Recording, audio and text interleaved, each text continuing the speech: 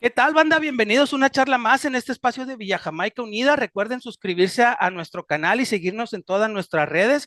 Saben que nuestra sede es acá en Juárez, Nuevo León, una zona alejada un poco al estado, a la zona principal del estado. Y hoy estamos muy contentos de recibir en este espacio a una persona muy querida por mí, a alguien que ha sido un ejemplo, escritor, rebelde, contestatario, comunicólogo. No sé qué más pudiera decir de mi amigo Mauricio Macías alias el hippie. ¿Cómo estás, Mauricio? Gracias por aceptar la invitación. Un saludo hasta No, Estados hombre, Unidos, donde estás, carnal. gracias a ti y para mí el honor es mío porque tú, en serio, no exagero, eres un ejemplo a seguir, eres un ciudadano ejemplar. Creo que si hubiera uno como tú en cada municipio, el estado sería completamente diferente. Entonces, gracias por invitarme. Muchas gracias, Mauricio. Pues obviamente, yo, como te mencionaba antes de que todo esto, pues crecí leyendo tus escritos en la revista de Resistencia Azul, pero pues muchas gracias por aceptar la invitación, carnal. Oye, Mauricio, ¿cómo te va de papá, güey? Me llama la atención, poderosamente la atención. ¿Te visualizaste alguna Ujú. vez como papá, carnal? Sí me visualicé mucho como papá, pero fue una experiencia muy linda vista desde ahora. Pero mi esposa y yo tenemos ya casi 15 años de casados, de los cuales esos 15 años estuvimos como 13 años intentando tener hijos. No se nos dio, no se nos dio, perdimos varios bebés. Nació una nena que es un milagro que se llama Catalina.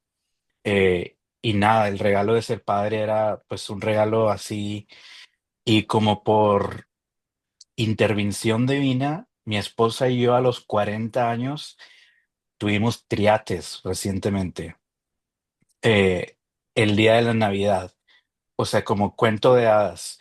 Entonces, ahora somos una familia de 6 y nada, eso de ser padre, pues es muy lindo, es muy laborioso, pero mi experiencia, yo sé que tú eres un padre también ejemplar, eh, mi experiencia ha sido cómo la paternidad es un ejercicio de sacrificio, es un ejercicio de menos yo, más ellos, menos yo de cómo uso mis recursos, menos yo de cómo uso mi tiempo, menos yo de inclusive mi esposa y yo, y es darnos en sacrificio para servir a estos niños.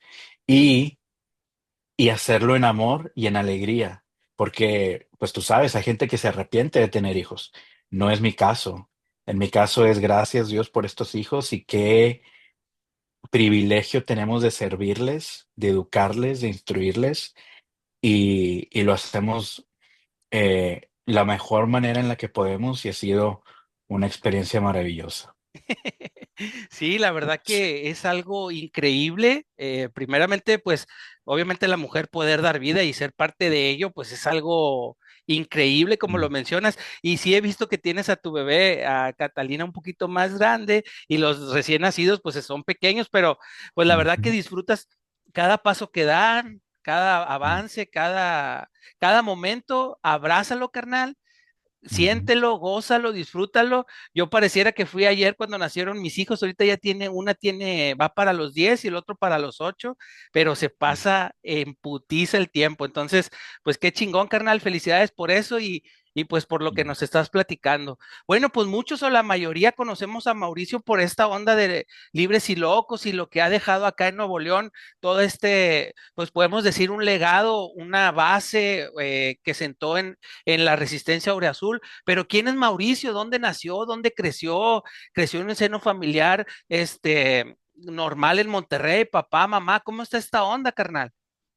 Bueno, pues yo soy regio de quinta generación, de mi familia viene de Linares, Nuevo León, la familia de mi mamá, y pues nada, yo nací y crecí en el sur de la ciudad, eh, en las faldas del Cerro de la Silla, y pues te pudiera decir que una infancia promedio, ¿no? Una infancia promedio, el Monterrey de los ochentas era muy distinto a lo que es hoy.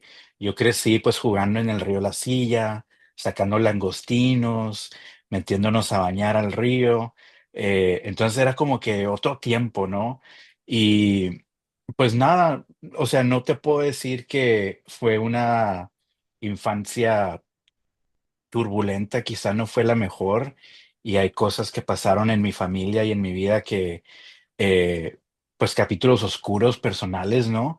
Pero gracias a Dios y a la vida pudimos salir de ellos y pues nada, una persona regio promedio, te puedo decir, nací más chico, 3 hermanos arriba de mí, futboleros como cualquier regio, eh, y nada, yo creo que una vida de armonía familiar, aunque por tiempo mi familia fue disfuncional, siempre eso yo creo que el venir de una infancia así, como que te deja algo, ¿no? Eh, Crecer de una manera disfuncional te ayuda, ¿no? Te forma o te forja para bien o te puede afectar. Y en mi caso, gracias a Dios, te puedo decir que no cambiaría nada de mi infancia, a pesar de que hubo mucha necesidad en un principio. eh, Llegó a haber tiempo en que no fui a la escuela por no tener zapatos, así te la dejo.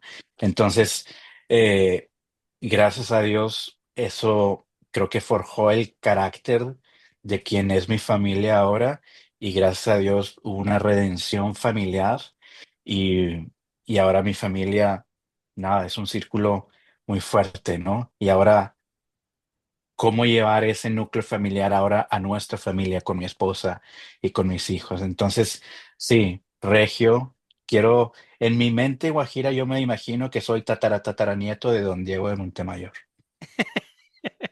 Oye, qué importante lo que acabas de mencionar en cuanto a esto de forjar un carácter y pues como mencionas, que esto los ha hecho pues de cierta forma pues ser más unidos y todo esto, pero amigo, ¿qué es lo que recuerdas? Lo primero que se te viene a la mente cuando te llaman infancia. Digo, no sé si eras travieso, si eras reservado, ¿qué es lo que se te viene a la mente? Obviamente me imagino como mencionas en los ochentas, noventas nos tocó jugar en la calle. ¿Qué recuerdas tú, carnal? Bueno, pues fíjate que yo tuve la fortuna, y digo fortuna porque pues no pasa mucho, que mis abuelos, mis 2 abuelas eran artistas, pintoras, y mi abuelo era profesor de toda la vida, un tipo que estudiaba paleontología, que estudiaba latín, y mi otro abuelo era publicista y encima tenía un club de amigos de los músicos que promovía la música de las grandes bandas en Monterrey. Entonces, desde muy chico estuve como que expuesto a las artes. Uno de mis primeros recuerdos de la infancia es con mi abuela en Marco, en el Museo Marco, que me llevó a ver Maestros Mexicanos uno, porque después hubo Maestros Mexicanos dos, y que me llevó a ver exposiciones de Fernando Botero. Y otro de mis primeros recuerdos que yo tengo de mi abuelo era él estar escuchando a Benny Goodman, a Harry Hines, a todas las grandes bandas de los 40, de los 50, ir a su agencia de publicidad en el barrio antiguo y ver a los ilustradores armando sus planas que se iban a publicar en el periódico El Norte. Entonces, desde muy temprana edad, como que estuve expuesto a ese mundo, a ese bajo mundo de las artes. Encima que mi papá tenía una colección de Led Zeppelin, de Jimi Hendrix y de toda la onda de los 60s y 70s. Entonces, creo que de eso, desde muy chico, me empezó a formar. Yo me acuerdo que cuando nos hacían una tarea en la escuela, yo hacía collages, arte collage, y pedían una investigación que las estampitas, ¿viste? Yo las estampitas las cortaba y las rompía y les quemaba en las orillas y las pegaba. Era como que siempre tratar de entregar algo interpretado de una manera diferente. Entonces, ahora que lo veo con mis hijos, creo que me identifico con ellos en cuestión de que tuve una infancia en la que estuve muy expuesto a las artes y la cultura dentro del hogar desde muy temprana edad. Claro. Oye, no, pues qué padre que te tocó desenvolverte en ese tipo de área y sí, pues es muy benéfico y pues obviamente de uno de pequeños cuando más nutres el alma y más nutres los gustos. Yo ahorita, por Ujú, ejemplo, veo todo esto con mis hijos, te digo que ya están un poquito más grandecitos, pero pues van encaminados a eso, digo, se están desarrollando en un lugar donde les estamos promoviendo el arte, les estamos promoviendo la música, la pintura, el trabajo de escultor. O sea, es todo eso a lo que la comunidad creo que debería de tener acceso y lamentablemente pues no todos tienen acceso a todo este tipo de cosas y es muy importante. Y ahora yo te ujú, pregunto a ti, ¿tú qué tan importante consideras que es desarrollar alguna actividad cultural para los niños primeramente y obviamente pues también para los adolescentes y ahora las terceras edades que también pues sentimos que es un medio por el cual también pueden sentir un escaparate a la realidad? ujú.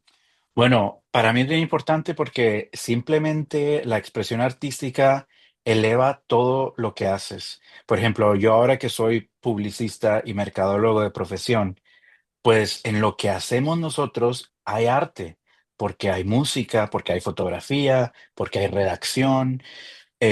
Y si tú ves, hay como una tendencia de simplificar las cosas, del minimalismo. Lo es en la arquitectura. La arquitectura moderna es lo que dicen en inglés flat, plana, o sea, no tiene carácter. ¿Y por qué? Porque la apreciación artística ha bajado, ha disminuido. La gente deja de apreciar los muebles, por ejemplo. Ahora que está el boom de los muebles baratos, tú puedes comprarte un mueble por 200 pesos. Antes costaba 2,000 pesos y estaba bien hecho y lo cuidabas y si se maltrataba, lo volvías a cuidar y lo volvías a pintar. Ahora si se te rompe una mesa, la tiras y te compras otra. Entonces, creo que la expresión artística está dentro del ser humano porque somos seres, yo creo, creados por un creador y ese espíritu de crear, de forjar, de producir está en nosotros y las sociedades. Tú ves a los egipcios, ellos hacían sus pirámides más que templos, era para mostrar su soberanía y su poder ante otras civilizaciones. Entonces, yo creo que el arte debe ser una expresión que debe seguirse forjando en los niños, que yo creo que nuestra generación pudo habernos fallado un poco. A mí no me da pena decir que yo leí mi primer libro a los 15 años. No me da pena decirlo. Es porque no existía la cultura y la fomentación de la lectura. Entonces, ves la importancia de cómo cuando tú le forjas a un niño, desde un principio él puede tener un despertamiento creativo, ¿no? Un despertamiento intelectual, cultural. Y cuando tú y yo crecimos en la ciudad, pues traíamos la herencia industrial de la ciudad, que éramos una ciudad industrial donde o ibas a ser el ingeniero, el obrero o el dueño. Claro, Por eso la ciudad de Monterrey siempre ha estado muy dividida, las tres clases, el dueño, el ingeniero o el obrero. No había de otra. claro. Entonces, esa es como que la herencia industrial que tenemos los regios y creo que ahorita con la diversificación de empleos ya podemos expandir un poco más ese, esa curiosidad cultural y artística.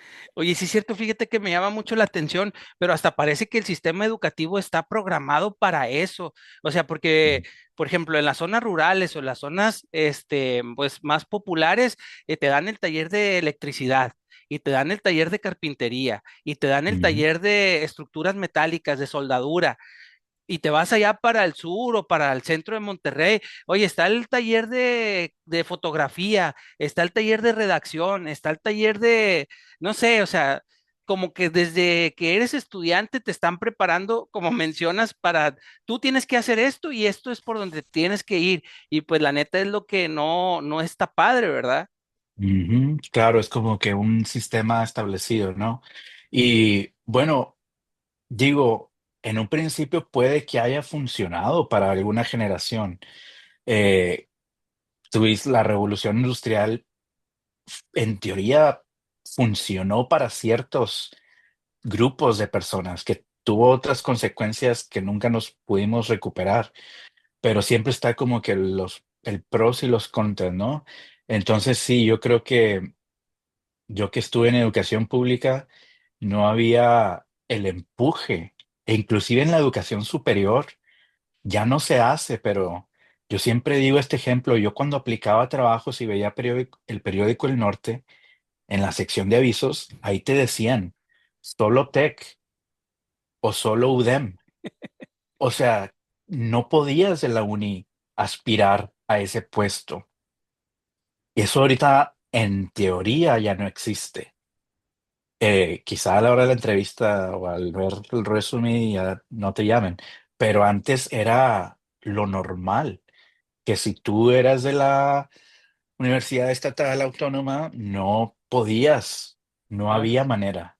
Entonces, quiero pensar que cada vez de haber menos de eso. Claro, sí, pues es como dices, va evolucionando la misma sociedad y pues van cambiando Ujú, los estatutos y las mismas necesidades. Entonces ahorita es algo más globalizado, por así llamarlo, y pues van cambiando también las disposiciones y lo que vaya necesitando pues la misma ujú. comunidad. Oye, Mauricio, y ahorita que nos mencionas esto de la escuela pública, es muy importante esto que me refieres. ¿Cómo eras en la escuela, carnal? ¿Eras retraído, eras listillo o eras burrón con seis? ¿Cómo te tocó la primaria y la secundaria? Bueno, pues mira, ah, yo estuve en la escuela Angelina número 58, que está en la Colonia de las Brisas. Y la realidad es que el nivel académico no era muy bueno. Y hace poco me encontré una libreta y me puse a hojearla y había puros dibujos y era la libreta de matemáticas. Entonces, ve tú a saber qué aprendí. Yo me acuerdo en tercero de secundaria, yo fui con la maestra. Le dije, maestra, pero explíqueme qué es X, no entiendo. O sea, eso te habla de la educación inferior que recibí, eh, que digo, no me avergüenza y es lo que mis padres pudieron, y lo aprecio, pero creo que eso como niño, yo era un niño pues muy inocente, gracias a Dios, muy, se la pasaba en la libreta, que se la pasaba corriendo como cualquier otro niño. Y sí me gustaba mucho, desde muy temprana edad me gustaba el graffiti, Claro, que en ese entonces estaba el estigma de que era de los cholos y de las pandillas, ¿no? El taguear. Pero a mí me gustaba el graffiti que yo veía en los trenes de Nueva York, que eran las bombas, que era el color. Y yo a los 12 años yo pensé que yo quería ser grafitero. Yo pensé que ese como que el color neón, los colores rojos y eso era como que vivíamos en un mundo muy opaco y de repente era color.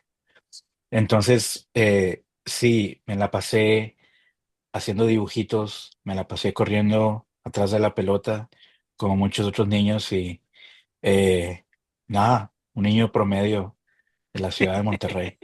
oye, amigo, y en esta cuestión de la música, digo, sabemos que la calle y la música van muy de la mano.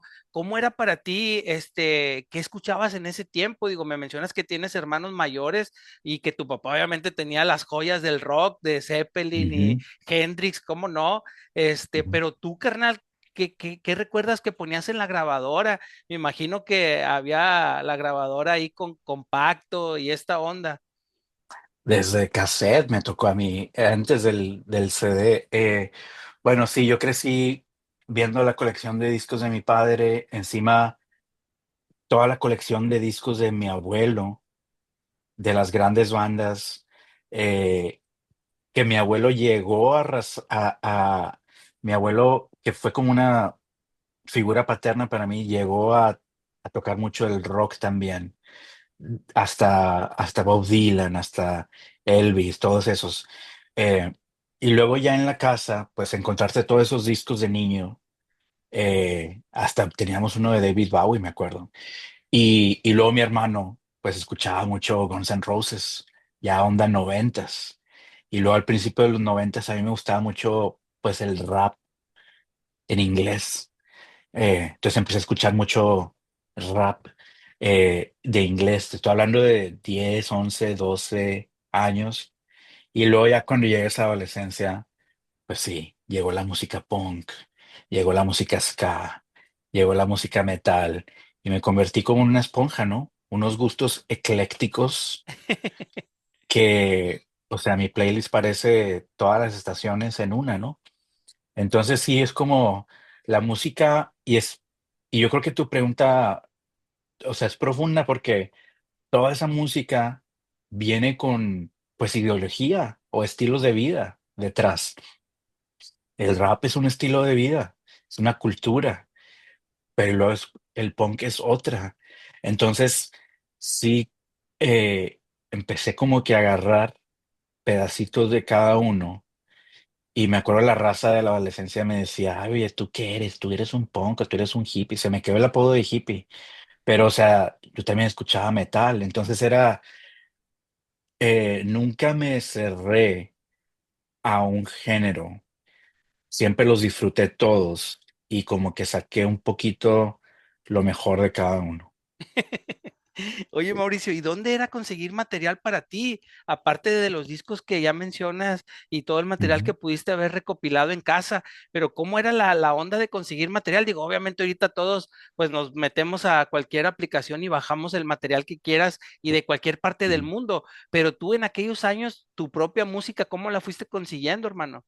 Fíjate, nomás para que te des una idea, yo me acuerdo estar un domingo en mi casa y me habla un compa mío, el Calaca de Valle Verde, y me dice, vengo saliendo del Mercado Colón y me acabo de encontrar un cassette de Mortification. Córrele. Y ahí voy corriendo en el camión al puestito a encontrar el cassette de Mortification, que es una banda de metal australiana. Entonces era, pues sí, en el Puente del Papa. Esto te estoy hablando antes del Fundadores. Era buscar en el Puente del Papa, era buscar que un amigo te quemara un cassette. Como mi hermano mayor, pues él ya tenía más acceso a la música y él se fue a Estados Unidos muy joven. Él me mandaba cosas, ¿no? Entonces, era quemar discos y yo era el amigo que le quemaba discos a todos sus amigos y que les hacía sus mixtapes en cassette. Y luego ya cuando salió el CD, el MP3, cállate. Pero no, sí, en un principio era buscar las tiendas de música, ¿no? Y ahí que tu amigo te dijera qué es lo nuevo, de boca en boca. Claro, y a veces nomás te guiabas hasta por las puras portadas, no sabías ni qué era, pero esta portada está chida, güey, y la Ujú, comprabas, güey.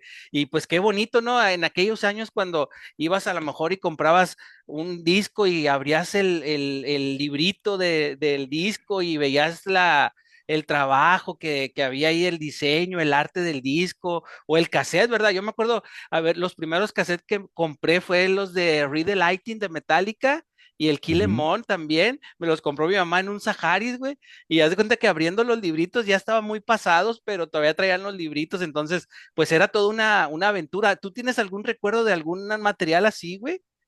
Bueno, claro, mi banda favorita de punk desde muy temprano fue MXPX, que es esta banda de Washington, que todavía existen y todavía tocan. Y yo lo que hacía es que, y ahorita alguien de 20 años va a pensar que estamos hablando chino, pero en los cassettes las bandas agradecían a su Sí, sí, papá sí. o a su mamá como banda y como miembro. Y siempre había una sección donde agradecían a bandas, que eran las bandas con las que giraban, que les abrían. Entonces, para mí ese era el radar. Si a mí me gusta MXPX y aquí están diciéndole que le agradecen a The Huntingtons, digo, The Huntingtons debe ser una banda. Entonces, aquí está. Entonces, debe sonar similar.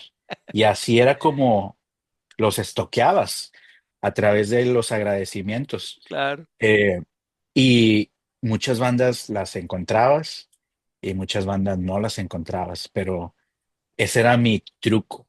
ver Oye, los agradecimientos de los discos. qué buen truco, güey, nunca lo había pensado y sí Ujú. está buena la onda.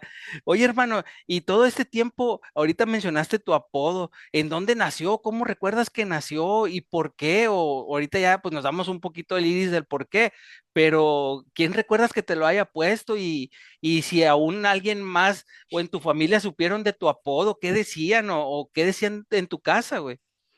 No, mira, yo a los 15 años empecé a viajar mucho a Los Ángeles. Bueno, no mucho, pero iba cada año. A la ciudad de Los Ángeles porque me hice amigo, luego novio y luego mi esposa. Eh, y allá en Los Ángeles todavía hay, pero antes se usaba mucho las tiendas de segunditas, las thrift stores.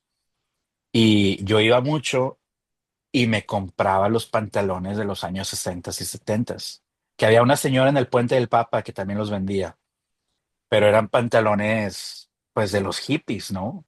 Que todavía los podías encontrar a finales de los 90 en las tiendas de segunditas. Y era lo que yo vestía a diario. Y el primero que me llamó así, gran amigo, Samuel Reyes, Samurai, La Bruja, en un clásico que íbamos al TEC. En ese entonces, los que éramos hinchas de Tigres nos juntábamos en rectoría antes de irnos todos juntos al TEC.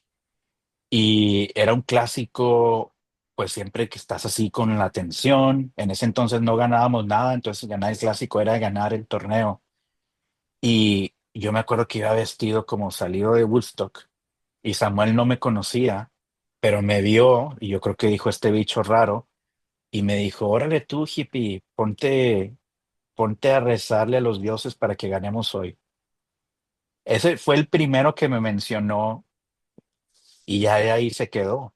Entonces, a mí no me molestó, al contrario, yo tenía el pelo largo, me ponía una bandita alrededor, llegué a tener barba, entonces tenía sentido, ¿no?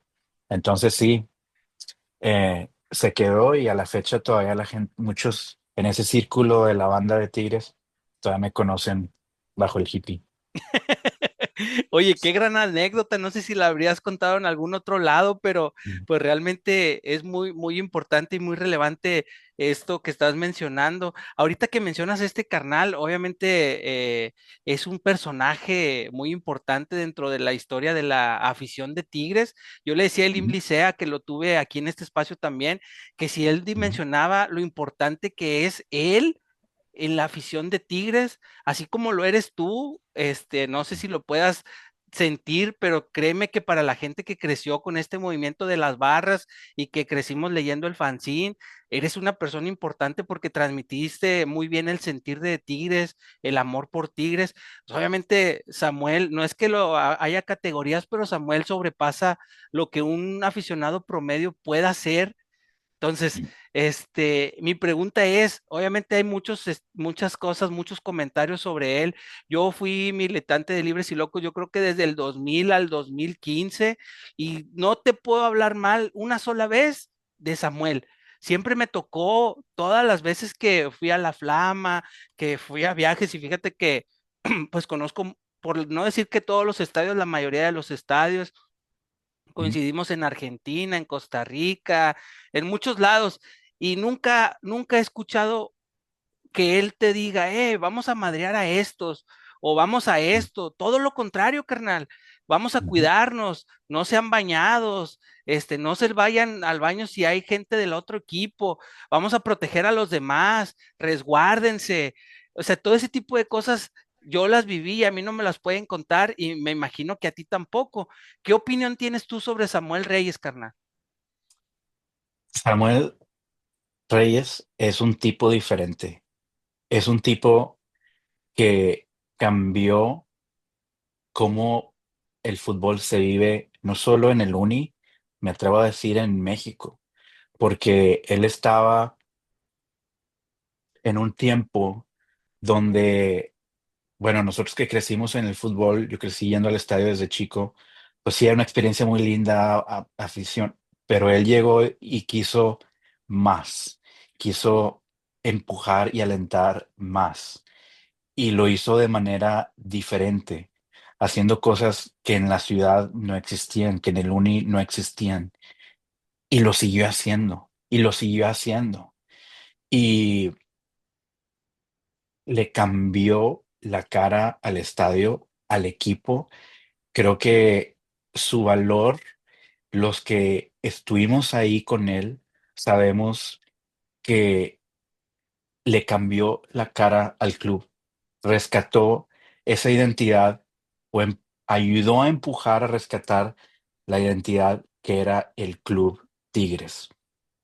Eran tiempos donde todo estaba cambiando, la comercialización, los medios de comunicación todavía tenían una fuerza en la opinión pública muy grande y de pronto llega alguien y cambia la narrativa y junta a todos estos chicos bajo este sentimiento de hermandad, de carnalismo, bajo el aliento de un club. Pero los que estuvimos ahí podemos ser testigos que trascendió mucho más que eso. Era, y lo sigue siendo, un grupo distinto que usaba su fuerza no solo para impulsar el club, sino para tener un efecto positivo en muchas personas.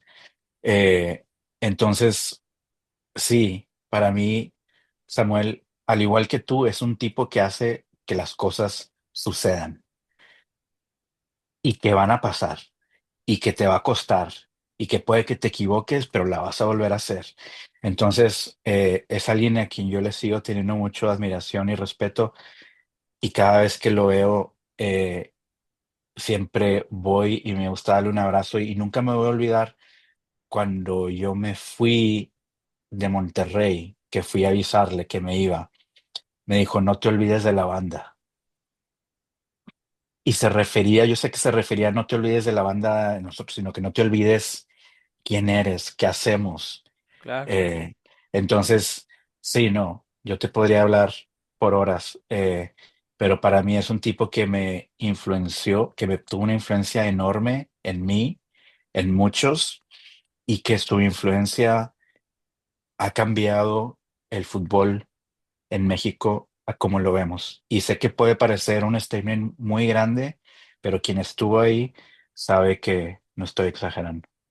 No, y aparte coincido demasiado en lo que estás mencionando y toda esta labor que él encabeza, porque la encabeza me consta y obviamente se nutre de gente pues que sin saberlo quizás fueron siendo diseñadores, fueron siendo escritores, fueron siendo ilustradores, o sea, sin saber tanto sobre el tema, lo fueron haciendo y fueron consagrando todo este movimiento y no se quedaron en alentar solamente a un equipo de fútbol, que es el equipo de Tigres, que pues es nuestro equipo, pero sobrepasaron las actividades, las llevaron al terreno pues de hacer la labor social, de hacer eventos para los niños, de hacer brigadas, de juguetes, incluso carnal, recuerdo que en la fanzina había una casa Tigre, una librería Tigre, me acuerdo perfectamente.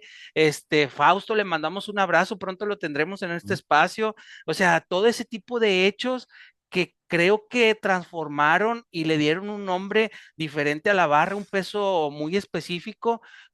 ¿Cómo ves tú toda esa labor que se fue desarrollando?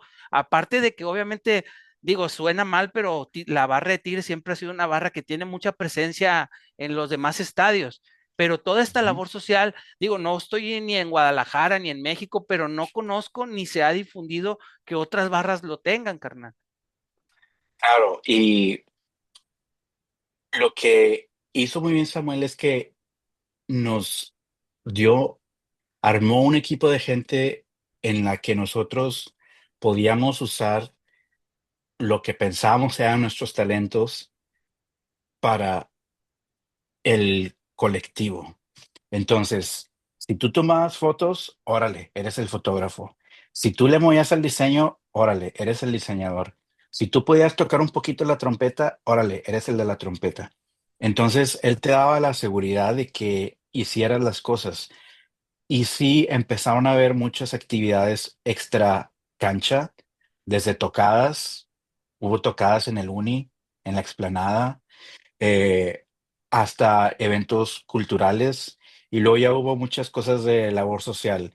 Lo que mencionaste, llegó a haber una sede, que era una casa en el centro, que era 100% financiada por la barra y por miembros de la barra. Mencionaste a Fausto, hay otra chica que era Elizabeth, que ella trajo los libros y se iban a pedir libros a la uni y a diferentes centros culturales y era el hambre de invertir en la banda. Había computadoras, porque en ese entonces era la era de los cibercafés. Había dos compus en las que tú podías llegar a hacer tu tarea. Si necesitabas un lugar donde dormir, ahí te podías dormir. Si necesitabas un gimnasio, atrás había un gimnasio. Entonces esa fue la sede. Y después hubo muchas actividades que las sigue habiendo ahora más formales y más grandes. Pero en esos años era como, Vamos a ver qué más hacemos" y hacer cosas para desde patrocinar a un equipito de fútbol en un barrio hasta el Día del Niño, irnos a las colonias populares. Entonces, ¿cómo usar la fuerza del grupo, del colectivo, para servir a los demás? Que es algo que la barra sigue haciendo hasta el día de hoy. Entonces, es algo que para mí tiene mucho valor. Y yo me acuerdo un día estando en el Fundadores, hablando con un grupito de punks, eh, que siempre nos veían de lejos, ¿no? Como que, ay, los punks, pero una chavita que era amiga mía me decía, lo que a mí me gusta de ustedes es que son como un colectivo punk. Lo que debería ser un colectivo punk es lo que ustedes hacen. Tienen su fanzine, tienen sus reuniones, tienen su ideología, tienen su manera de ayudar.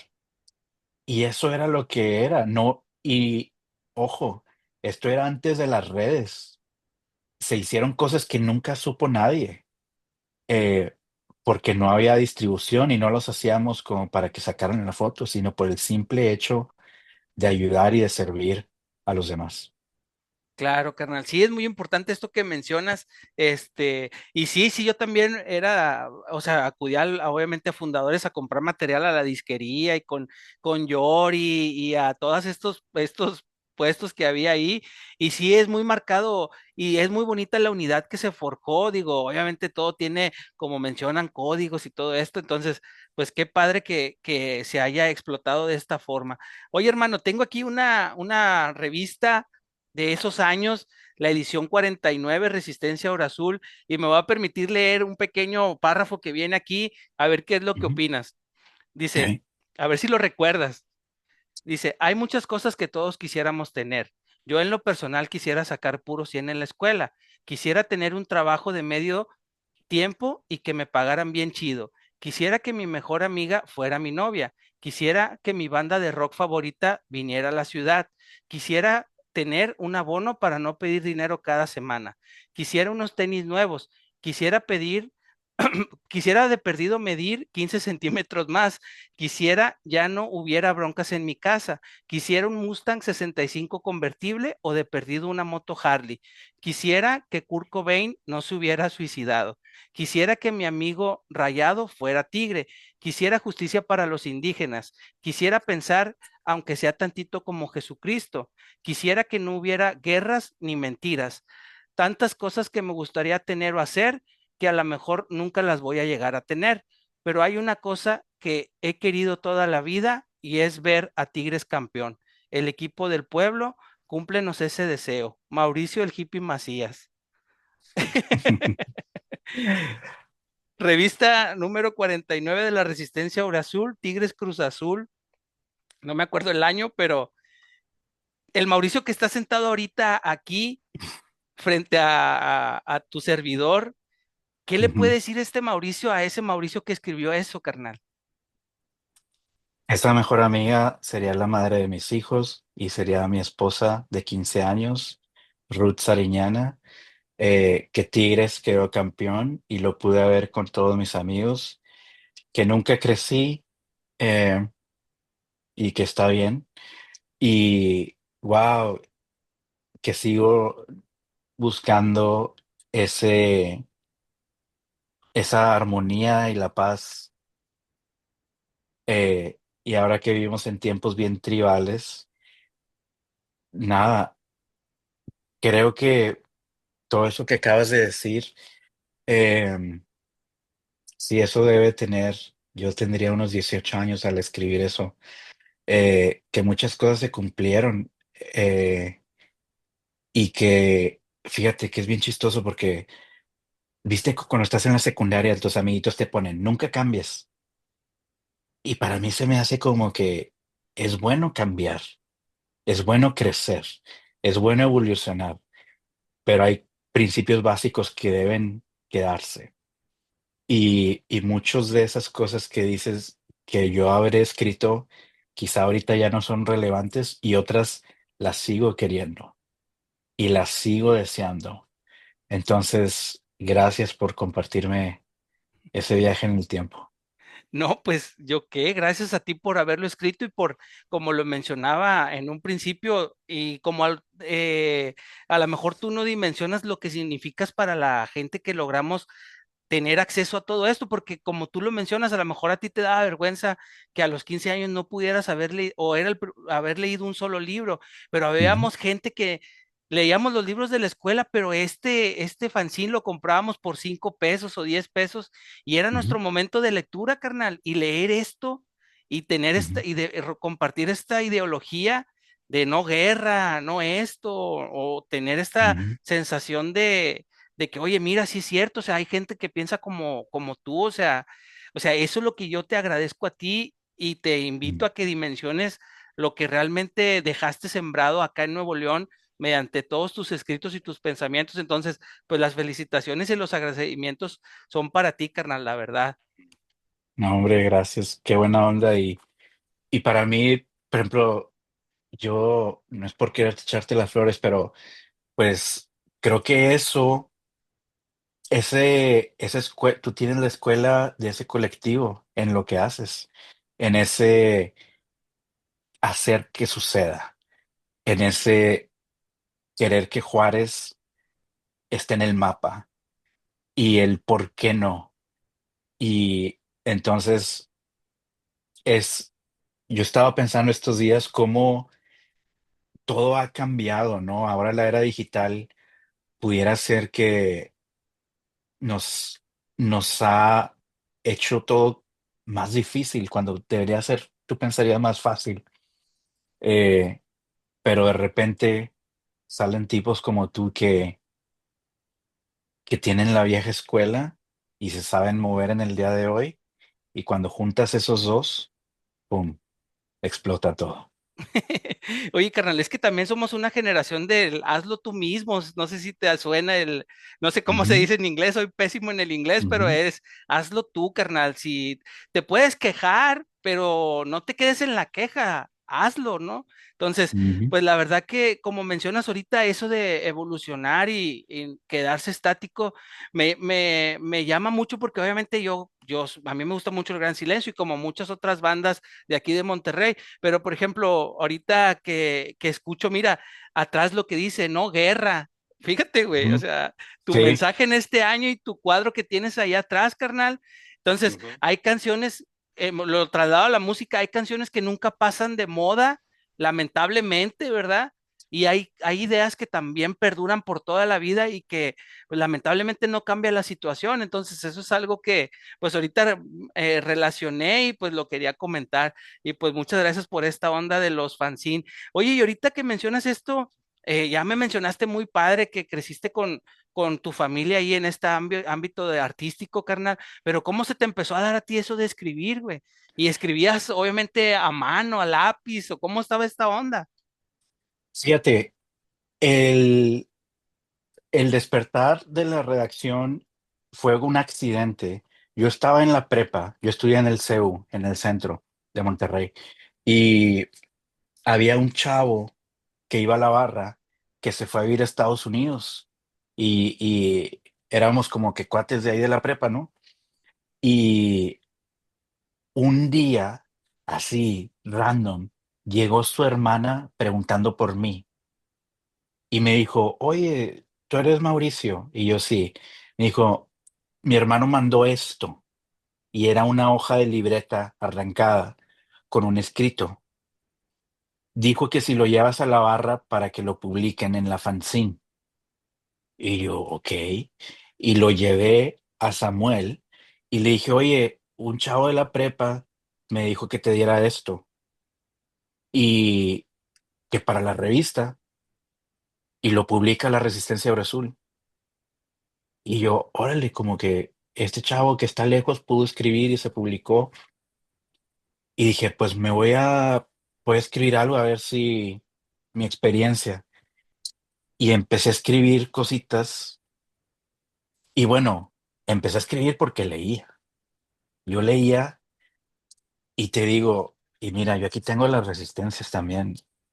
Y yo me acuerdo que yo leía esto y me volaba la cabeza, porque de repente hablaban de que lo que era seguir a Tigres en otro estado. Y para mí en ese entonces era algo nuevo, el viajar de visitante. Entonces, y luego la manera en la que los integrantes de la barra, porque yo empecé a leer la revista antes de unirme a la barra, la manera en la que ellos se expresaban de la revista, que decían, no compre Milenio, lea la revista de la banda. Y eso ya era diferente. Claro. O sea, que te decían, Multimedios dice puras mentiras, compre lo que dicen los hinchas. Y yo, ¿qué? O sea, ese mensaje nadie más lo decía. Era Multimedios y se acabó. Era los medios establecidos, no había otra opinión. Entonces, eso para mí empezó a generar este despertar de ideas. Termino la prepa y me pongo a estudiar publicidad y me pongo a estudiar redacción y me pongo a estudiar poesía, y empiezo a leer y empiezo a escribir poemas y empiezo a escribir poesías y empiezo a escribir para la barra, y siempre estoy muy agradecido con la Resistencia de Azul por darme la oportunidad de publicar. Que ahorita lo vemos como, yo puedo publicar en cualquier red social, pero antes el estar impreso era un privilegio. El estar impreso era como, no había dónde publicar. Y estos chicos crearon el espacio. Estos chicos crearon un lugar para el que no tenía espacio pudiera publicar. Entonces, ¿qué es lo que tú haces igual en Juárez? Vamos a crear un espacio. Aquí a los niños no se les enseña el arte, pues te lo vamos a traer.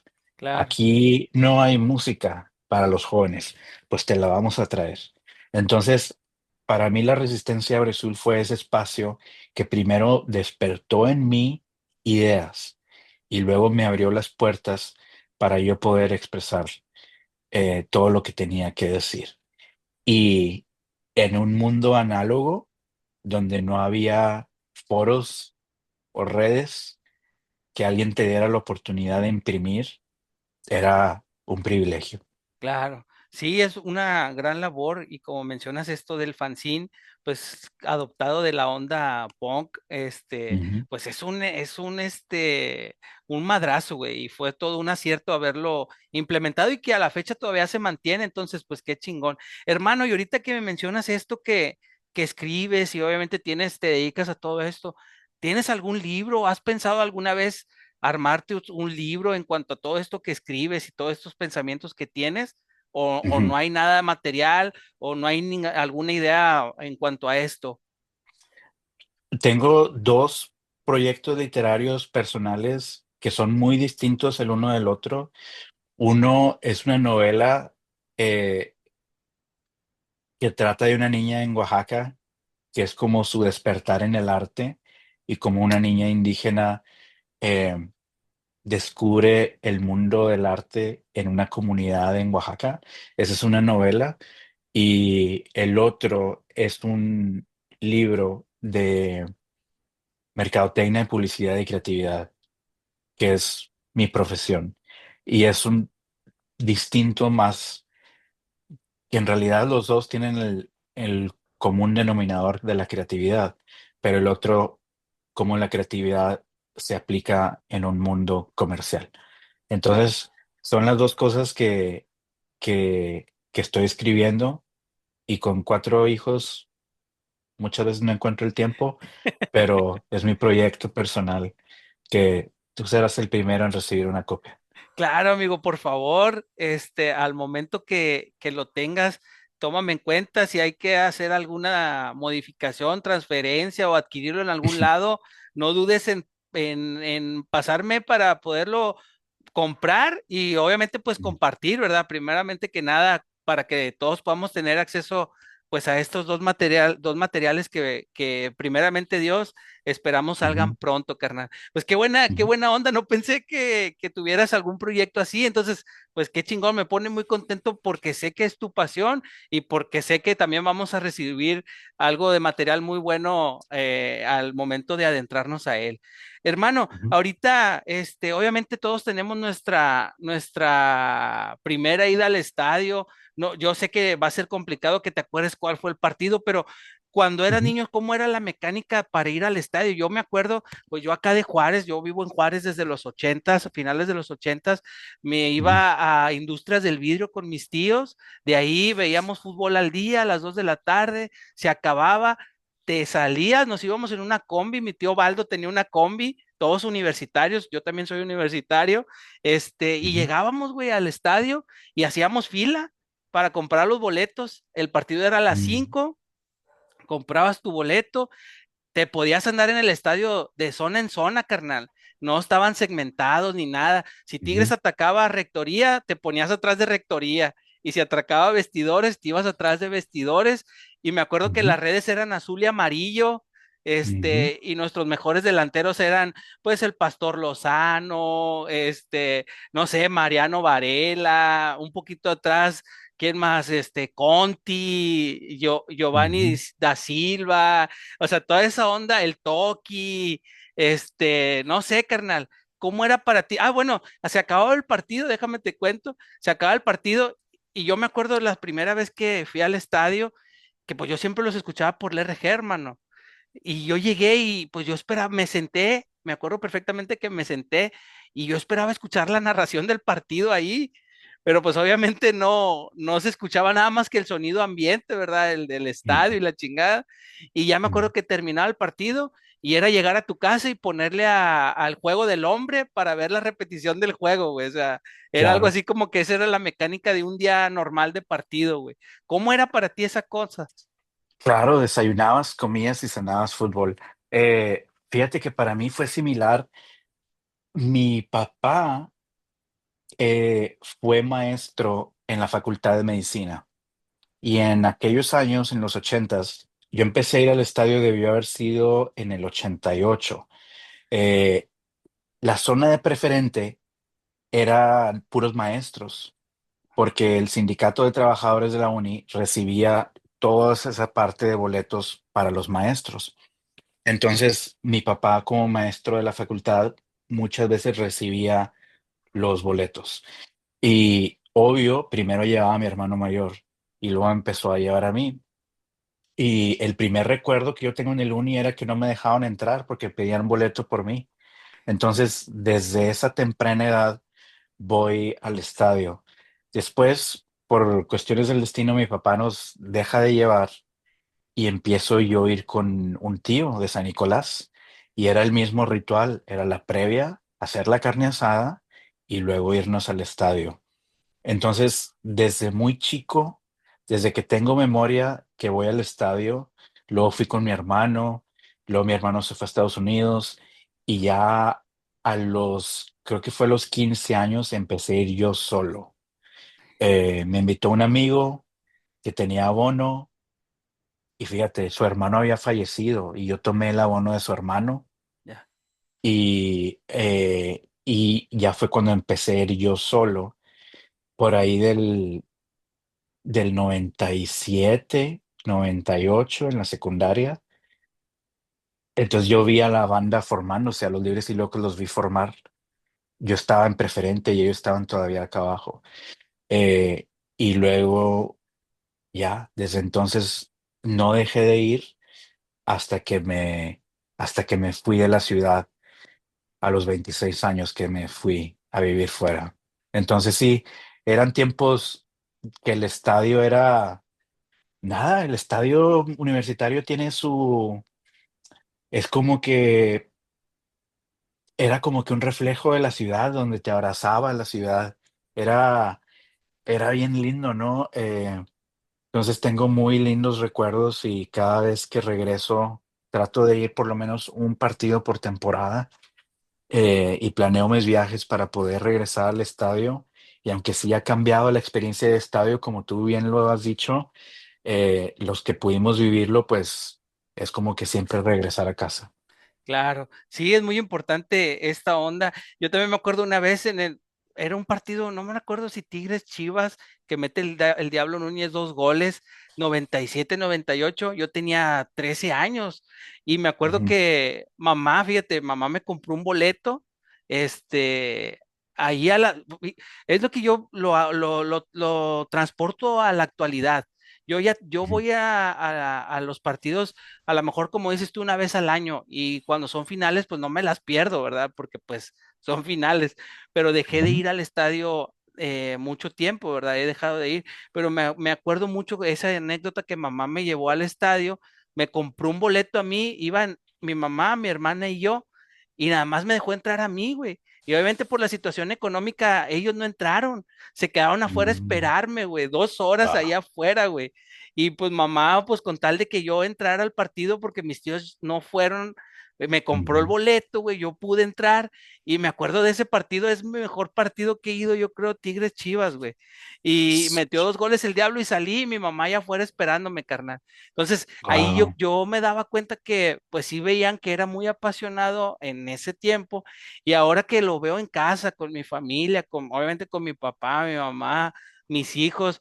Ahora siento que la pasión la reflejo con otras cosas, güey, porque mis hijos a Ujú, veces hacen banderas de papel, las pintan amarillo y azul, y las empiezan ahí a ondear con banderas dibujadas, me dibujan a mí, güey, con la playera de Tigres ahí viendo el partido, o sea, ujú. como que transmites las cosas de otra forma. ¿A ti cómo te toca que lo vivas ahora en la actualidad? Digo, obviamente estando lejos, ha de ser complicado. Me imagino que los primeros años ha de haber sido muy complicado, pero ahora que ya está tu esposa, que está tu niña un poquito más grande, ¿cómo lo vives tú? ¿Cómo sientes que vives esta pasión, güey? Bueno, fíjate, es muy buena pregunta porque primero me fui 2 años a la Ciudad de México y en la Ciudad de México pues hay mucho fútbol. Yo me iba los fines de semana a la Azteca, con el simple hecho de estar en el estadio, ver fútbol. Vivía cerca del Estadio Azul, me iba al Estadio Azul, jugara quien jugara. Yo quería ver fútbol. Después de ser abonado casi toda tu vida, de pronto ya no serlo, pues sí fue un shock. Cuando me vengo a Estados Unidos, sí me pegó feo. Me pegó feo porque yo vivía en un cuarto en Los Ángeles, no tenía internet, no tenía tele, y para ver los partidos me iba a una mueblería tipo FAMSA, y donde tenían todas las teles, y le pedía a la chica de mostrador que pusiera el partido de Tigres, y los veía en la tele de mostrador, a veces sin audio. Entonces sí me pegó bien fuerte. Eh, pero no dejé de verlos y no dejé de verlos. Y, y ahora que ya tengo mi tele y los puedo ver bien a gusto, yo creo que lo que rescato, y porque yo sé que tú te mueves en el bajo mundo de las artes y la cultura, muchos intelectuales históricamente han visto mal el fútbol, Claro, de que ay, somos unos borregos, ay, que persiguiendo la pelota, y que ay, somos manipulados, bla, bla, bla.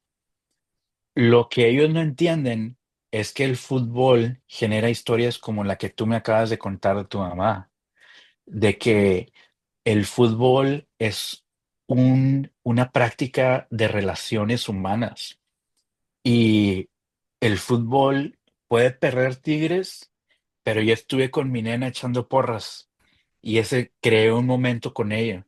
Entonces el fútbol va más allá de estar pegado al televisor, ahora en mi caso. El fútbol se ha convertido en un momento en el que yo puedo pararme con mi esposa y ver un partido, cantar con mi hija, pintar la banderita que tú acabas de describir. Entonces el fútbol va más allá de los 90 minutos, va en las relaciones que formamos. Por eso yo siempre decía, la afición de Tigres nunca pierde, porque puede perder Tigres, pero tú estuviste con tus compas, tú armaste la carne asada, saliendo te vas, sigues reunión. Entonces es, es esa convivencia y ese círculo humano el que yo aún llevo y practico. Entonces, a pesar de que ya no estoy en el estadio, la cultura tigre sigue en casa. Claro, claro. Oye, no, pues sí, eso realmente es el sentir y es lo que transmite, pues, lo que nos ganchó desde pequeños y ahora, pues, de cierta forma, todavía llevarlo a cabo desde casa, eso es algo muy padre. Oye, hermano, y Ujú, ahorita ya como sugerencia, como un tercer probable material, deberías de escribir algo sobre el fútbol, algo como tipo Villor y toda esta onda, carnal. Entonces, ujú. ya te estoy dando más chamba, ¿verdad, güey? Hasta un tercer libro, sí. Sí, Estaría padre, güey. sí, fíjate que ahora, ahora veo el fútbol también distinto porque ahora que trabajo en mercadotecnia y publicidad, pues me toca trabajar muchos proyectos comerciales de deportes. Y ahora está lo que le llaman en inglés el sports marketing, la Ajá. mercadotecnia de los deportes. Y que es un mundo, lo único que salva hoy a las cadenas televisoras son los deportes. Entonces, cómo los deportes se han convertido en una máquina comercial que tiene cosas buenas y malas. Entonces, ahora, ahora, pues soy parte de eso también. Soy parte de esa máquina de el deporte como comercio, que Claro, siempre estuve del otro lado eh, criticándolo y ahora, ¿cómo puedo ser parte de ello para respetar la esencia del deporte, ¿no? Sin que las estrategias comerciales rebasen la línea que debe tener la cultura del deporte. claro. Oye, Mauricio, y ahorita tú que eres un hombre obviamente muy, muy viajero, que has recorrido muchas partes, que has estado en muchos lugares, lo he podido ver porque como mencionas, también sigo tus redes. ¿Cómo ves Ujú. Nuevo León, güey? ¿Cómo ves Monterrey? ¿Cómo ves la difusión cultural que existe acá en nuestro país? Obviamente existen muchos museos y está con arte y la estructura se escucha muy bonita, pero tú realmente, ¿cuál es tu opinión, hermano? Bueno, pues mira, Nuevo León es interesante porque yo lo veo desde fuera, ¿verdad? Y ya no estoy ahí. Lo que me pasa cuando voy, que creo que es lo que carece, es lo que antes había mucho, que era esta cultura bohemia, ¿no? De, de las galerías de arte independiente, de los colectivos de artistas, de en inglés le llaman el grassroots, como que desde abajo. Y digo, yo sé que estoy hablando contigo, que tú eres las excepciones, pero tú mejor que nadie debes de saber que eso está desvaneciendo, que ahora ya no hay tocadas, ahora hay festivales de música que es muy caro pagar una entrada. Entonces, en cierta forma, en el mundo de las artes y la cultura, podríamos decir que hay más, pero también podríamos decir que hay menos, porque hay menos generación, hay menos nuevo talento. Las nuevas bandas que salen son muy pocas y hay unas muy buenas. Hay estas tres chicas que se llaman The Warning que la revientan Ah, por toda Europa y son de Monterrey. Pero hay excepciones. Ya no te puedo mencionar 20 bandas regias como podía mencionarte hace 10 años. claro. Entonces, eh, en cierta forma, es como las culturas y las artes las hay, pero ya no son accesibles como lo eran antes. Ya no es tantas exposiciones de arte independiente, de artistas locales, y los que hay batallan porque no hay espacios. Entonces pareciera que cuando teníamos menos, pareciera que había más. Claro. Oye, yo también tengo un punto de vista que a lo largo de varias charlas y con muchas personas que hemos tenido aquí, obviamente muchos dicen, no, es que tú organizas eventos de difundiendo el arte y la gente no va.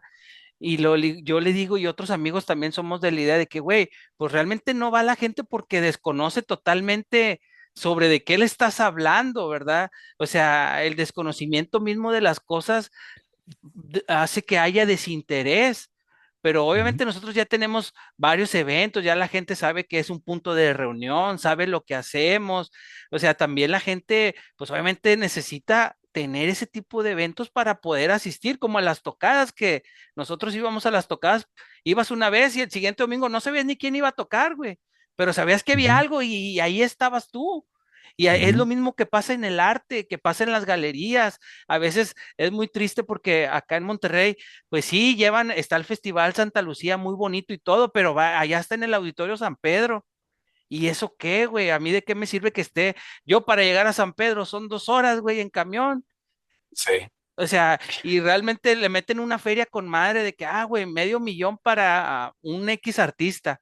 Y ya para ellos eso es promover el arte y para eso es promover la cultura y para ellos ya marcaron ahí el gasto y ya está con madre todo, pero acá Ujú, el pueblo siguen sin sin recibir una educación artística, sin recibir algún, algún evento cultural que realmente los llegue a atrapar, porque pues no, realmente no existen. Digo, nosotros a medida de nuestras posibilidades lo hemos tratado de hacer y de la mano de mucha gente que nos ha apoyado, de Jessica Silva, de Percha Teatro, de Cabrito Vudú, o sea, de bandas que mismos artistas dicen, güey, es que si yo me paro ahí en la plaza y hago una actuación y hay un niño que me ve ahí, le voy a despertar algo, güey.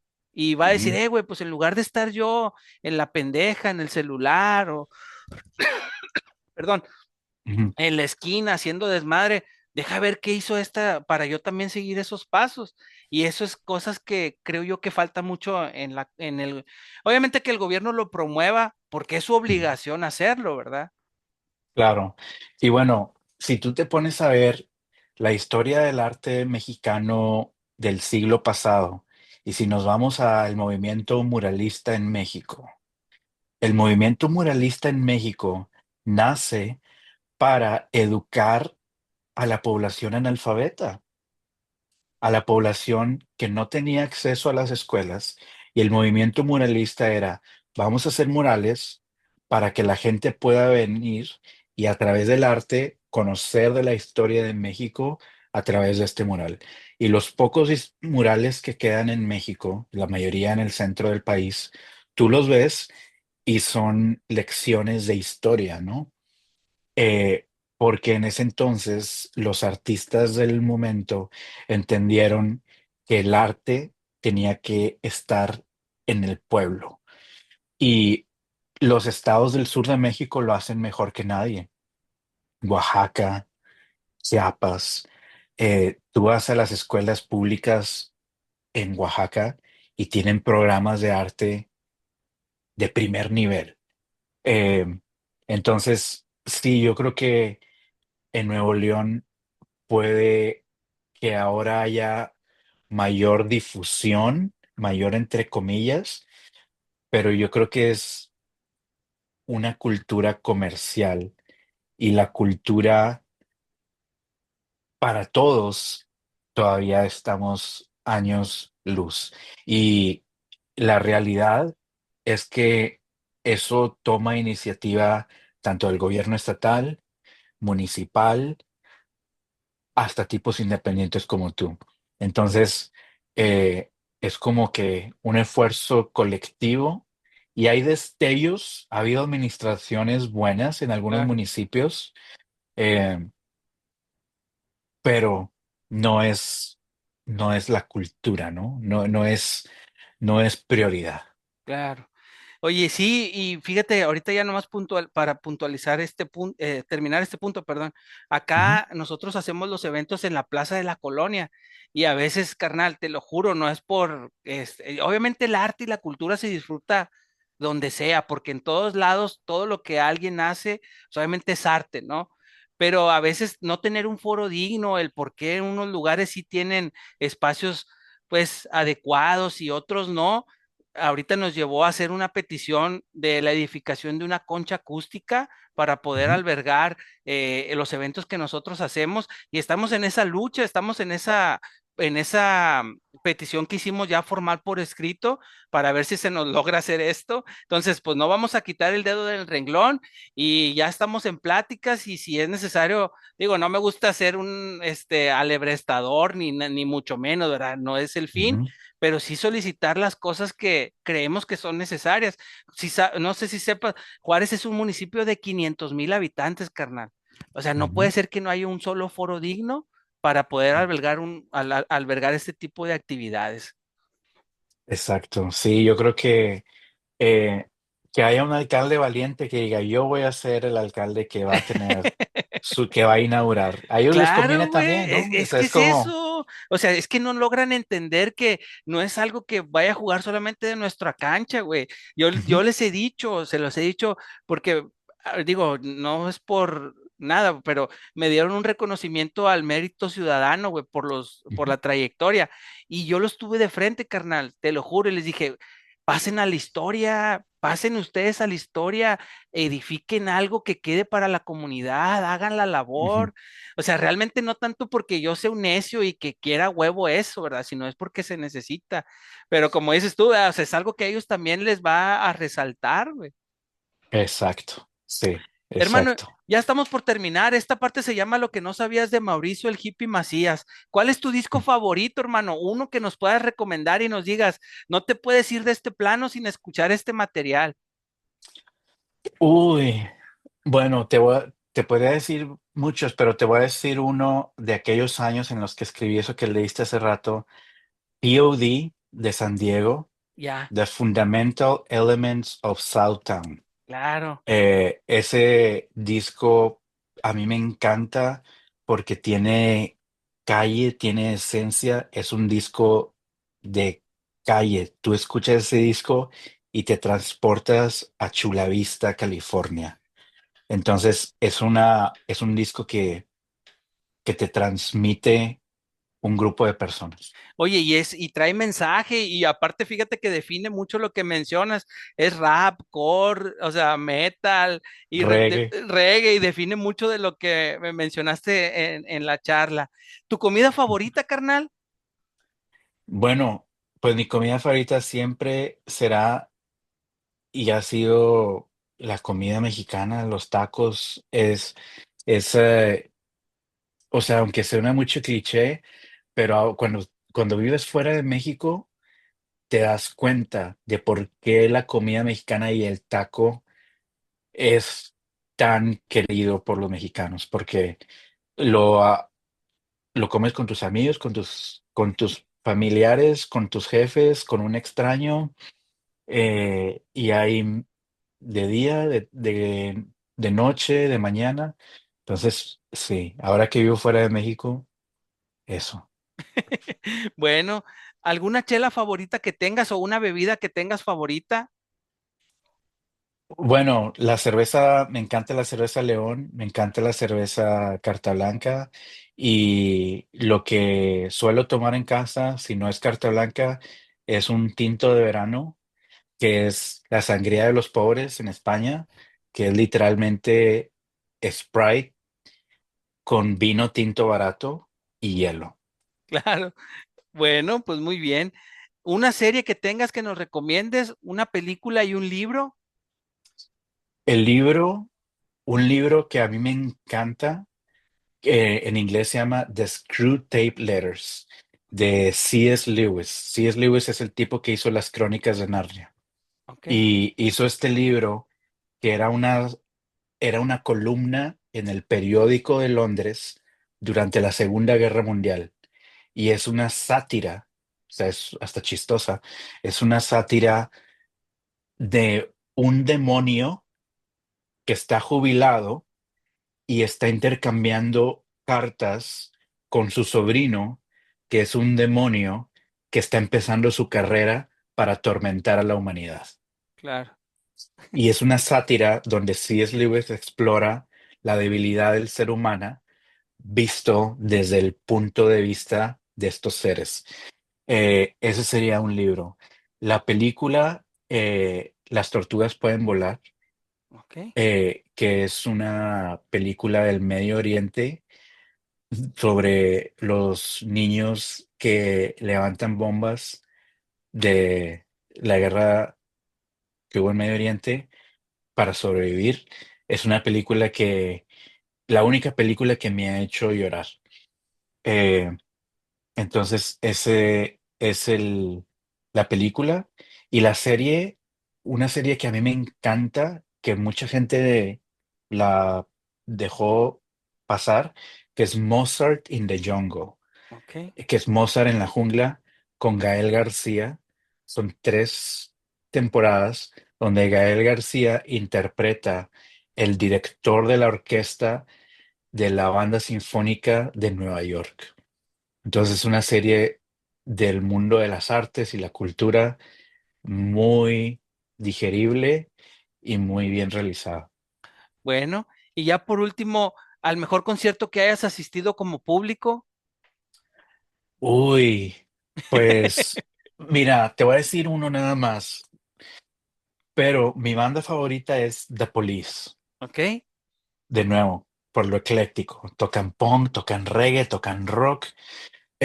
Y obvio, cuando yo empecé a escuchar The Police ya no tocaban juntos, estaban separados, tenían décadas separados. Resulta que se juntan para hacer una gira mundial y resulta que van a Monterrey por 2 fechas. Y pues yo compro boletos para las 2 noches. Y en la primera canción sale Sting, que en ese entonces ya tenía 60 y tantos años, con unos skinny jeans y unas Dr. Martens casi hasta la rodilla. Y su primer canción fue Get Up, Stand Up de Bob Marley. ajá, no. Eh, y ya, después de eso pude haber dejado de ir a conciertos en mi vida. Qué chingón, carnal. Sí. Bueno, pues ya nomás te voy a mencionar lo que vas a escuchar y vas a referir lo que significan para ti. Esposa e hijos. No, pues mi, mi todo. Bueno, Sí. y la siguiente es Tigres. Tigres es pasión. Bueno, pues muchas gracias, Mauricio, por tu tiempo, carnal. Me da mucho gusto saludarte en esta etapa de tu vida. Te agradezco todo lo que, como ya te mencioné en este espacio, aportaste a a la gente, no solamente en lo futbolístico, sino en lo que cada uno pudo desarrollar. Tú sabes que cada persona tomamos lo bueno de lo que nos vamos encontrando, entonces ten por seguro que eres parte de muchas Mm. personas, de lo que lograste transmitir en aquellos años y lo que haces ahorita actualmente, evidentemente también. Y pues te quiero agradecer por todo esto que te menciono, por el tiempo que nos brindaste, que es lo más valioso que tenemos. Entonces, pues muchas gracias, carnal.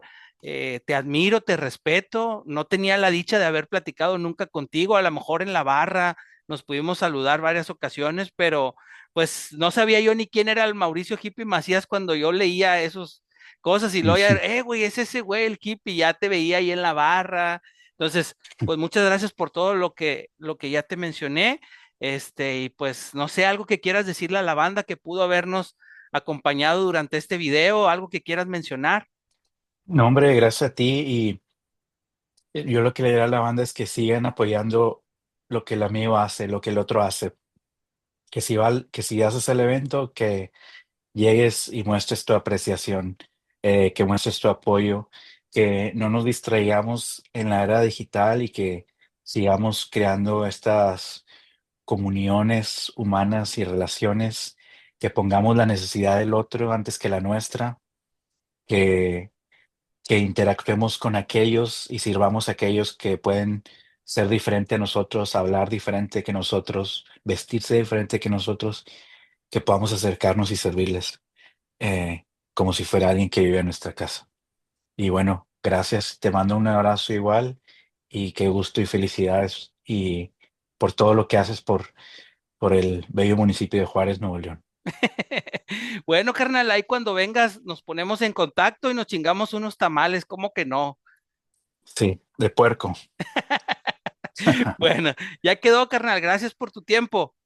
Listo, abrazo, abrazo. Igual, bro.